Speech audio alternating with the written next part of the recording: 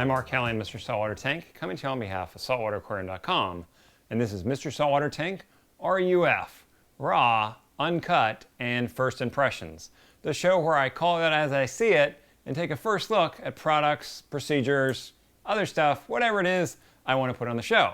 And sometimes home office sends me boxes, they don't tell me what's in it, and I just open it up as well. You get the idea. So today, we're talking about this Sicce SYNCRA SDC 3.0 pump. Now, disclaimer, I have seen this pump before. I saw it at Reefapalooza, Chicago. It was not functioning, it was a display model. So I've at least seen the pump, just to give you a little bit of context.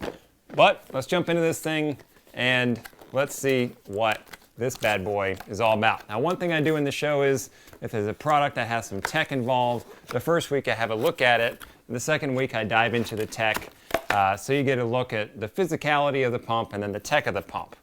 So in this case, that's actually like a legit user's manual. English, 1 to 8 languages. There you go. If you like owner's manuals, you can add that to your collection. Check that out. Wow. Okay. Here's the little thing. Little pump, but it pushes up to 800 gallons per hour out of this thing. That was one thing that stood out to me about the pump when I first saw it.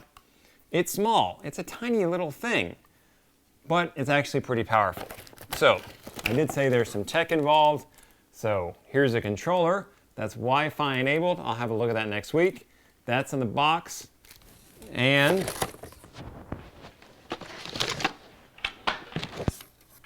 whoa, check that out. They give you a strainer. That's cool. Intake strainers, an important thing. They give you one straight out of the box. I like that. More people should be using that. And you don't have to go around and chase parts for this thing. That thing just screws right on. Now, I'm looking at this. See if you all can see this. At the moment, it looks like the bottom of the strainer is going to extend below the bottom, the feet of the pump. I'll have to try that out. Here's a book. Nope, I'm wrong. Well, it is. So it's sitting up at a little bit of an angle there. Let's see if this strainer has like a flat part. Nope, it's pretty well round. Okay, now, disclaimer. Now that I look at this deeper, this thing comes with every plumbing fitting ever known to man, and it also comes with feet. So before I make a judgment call there, before anyone else does, let me put the feet on this thing before I say, hey, that thing bumps the bottom of the pump. One thing that Sicce's done, they now give you these little, looks like silicone feet. They used to give you suction cups, which was okay, but they were really strong. So when you put them on the bottom of the pump and the pump would suck down to, say, the bottom of your tank or your sump, it was hard to get that pump off. Like, annoyingly hard. But with these feet, that problem is gone. It isolates the pump, so if there was any vibration, it's going to keep that away, and you don't have to deal with suction cups. Okay, let's try this again. Now, all right. Shame on me for not thinking of that beforehand, but this is a raw, unfiltered show. Put the feet on there. The bottom of the strainer does not extend below the bottom of the pump anymore, so that's nice. I like the strainer. I like the feet instead of the suction cups. I stand corrected with the feet because you're supposed to install those. Now the strainer doesn't touch below the pump. It won't touch the bottom of the sump, your tank, whatever. Loving the strainer. Loving the feet. Okay. There's one nice thing about Sicce stuff is that they give you tons of fittings. So this is a barb fitting that looks like it's probably 1/2 inch, maybe 3/4 and 1 inch. It's like a stepped barb. So whatever size tubing you want to use, you don't have to have an extra fitting. You have this built into the barb fitting. So let's say we're going to put that on the output. This just screws right on with a union, like so. And whatever size tubing you want to push on this, it bottoms out for that size. So that's nice. And if you want to use bigger tubing, they also have, look at that, and it comes with an O-ring.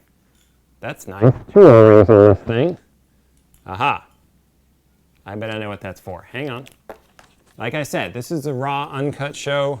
I'm winging this because that's the point of the show.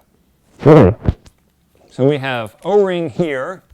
They give you a garden hose fitting because I bet you can take your garden hose and just screw that right on to the pump, which would be really cool. I don't know, I'll have to test that. I'll report back to you next week on that one. Okay, but it's got little O-rings on this, so you can put this on the front. You can likely run this external or internal. It's got one for on top. It's got another one for on the bottom. So that's nice.